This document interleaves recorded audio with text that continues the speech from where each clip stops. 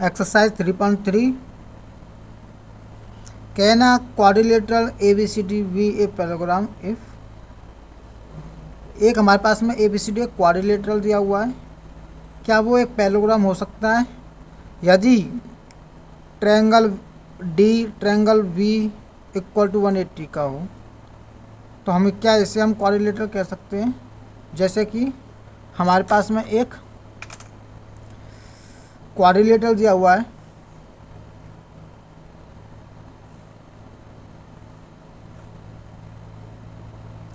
A B C और D.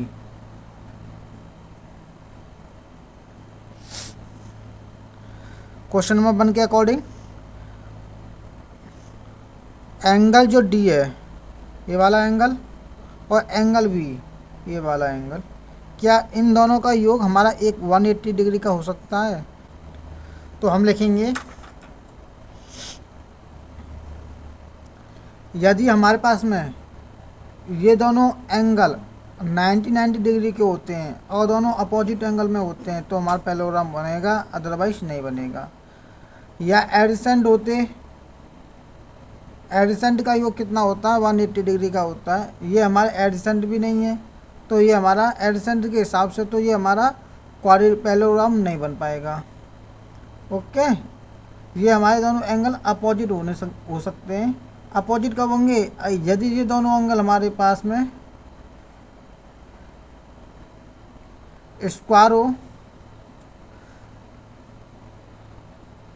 और rectangle shape का होता है, तो ये एंगल हमारा 90 का होता है और ये एंगल हमारा 90 का होता है, तो ये इन दोनों का योग 180 डिग्री का हो सकता है।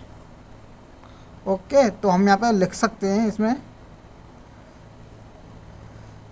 The sum of measure of adjacent angle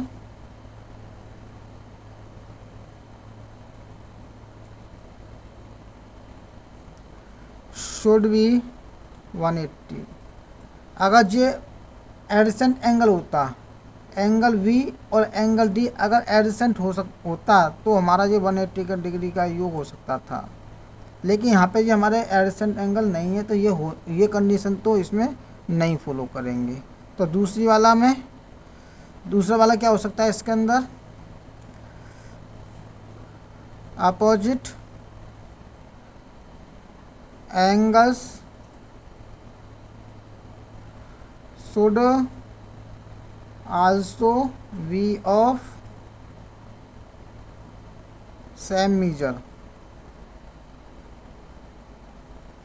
ये एंगल हमारे अगर 90 डिग्री की है तो ये एंगल भी हमारी कितनी होगी, 90 डिग्री की होगी। तो ये हमारा अपोजिट एंगल हैं, तो इन दोनों का योग हमारा कितना हो सकता है, 180 डिग्री का हो सकता है। ठीक है, सो एंगल डी और plus angle B equal to 180 degree कब होंगी, जब ये हमारे पास में दोनों एंगल अगर एडसेंट होती हैं,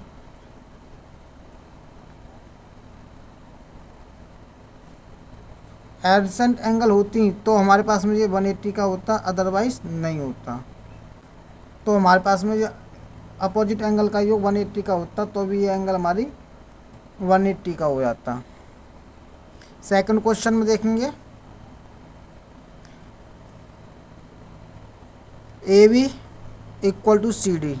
हमारे पास में ये ए बी दिया हुआ है, ये है हमारे पास ए बी सी डी एक फिगर दिया हुआ है। इसमें ए बी यहाँ से यहाँ तक की जो दूरी है, डिस्टेंस है, वो 8 सेंटीमीटर का दिया हुआ है, और डी सी ये भी क्या है 8 सेंटीमीटर का दिया हुआ है।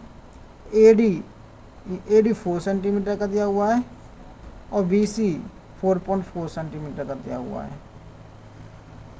तो ये हमारा क्वाड्रिलेटरल नहीं हो, पैरेललोग्राम नहीं हो सकता है। क्यों नहीं हो सकता पैरेललोग्राम, क्योंकि ये दोनों साइडों 4 है और ये 4.4 है, तो ये दोनों इक्वल साइड नहीं है, तो ये हमारा पैरेललोग्राम नहीं हो सकता। तो सेकंड क्वेश्चन में हम लिखेंगे no it is not possible okay, इन दोनों का मेजरमेंट होता है वो इक्वल होना चाहिए था।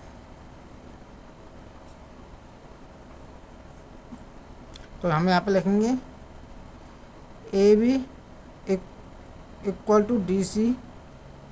ए बी और डी सी यहाँ पे दिया हुआ है 8 सेंटीमीटर का। ए डी जो दिया हुआ है 4 सेंटीमीटर का। और बी सी इसकी दूरी है 4.4 सेंटीमीटर की। तो इन a parallelogram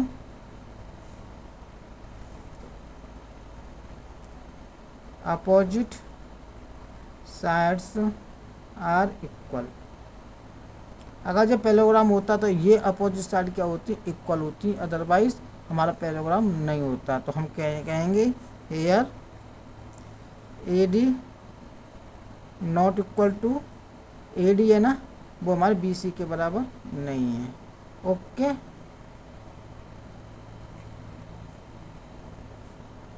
क्वेश्चन नंबर 3। यहाँ पे एंगल ए है वो 70 डिग्री का है और एंगल सी है वो 65 डिग्री का है। एंगल ए 70 डिग्री का माना, जैसे कि कोई एंगल बनी हुई है हमारे पास में, फिगर बना हुआ है ये। अगर इसका एंगल 70 डिग्री का है, ए बी सी और डी, और एंगल हमारे ये 65 डिग्री की है, तो हमारे पैरेललोग्राम जो होता है तो जिसमें अपोजिट एंगल होती हैं ना पैरेललोग्राम में वो इक्वल होती हैं। लेकिन यहाँ पे ये 70 डिग्री का है और ये क्या है 65 डिग्री का, तो ये हमारे पास में एक पैरेललोग्राम पॉसिबल नहीं होगा इसका। थर्ड, एंगल ए 70 डिग्री की है और एंगल सी 65 डिग्री की है। Since angle A not equal to angle C, angle A है वो एंगल सी के इक्वल नहीं है, सो हम लिखेंगे यहाँ पे opposite angles of a quadrilateral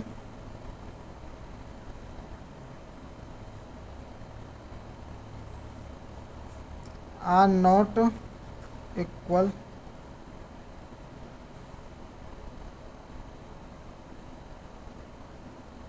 so ABCD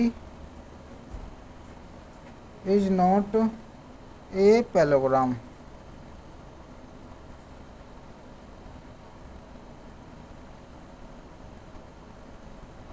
ये इसका आंसर हो जाता है। ओके।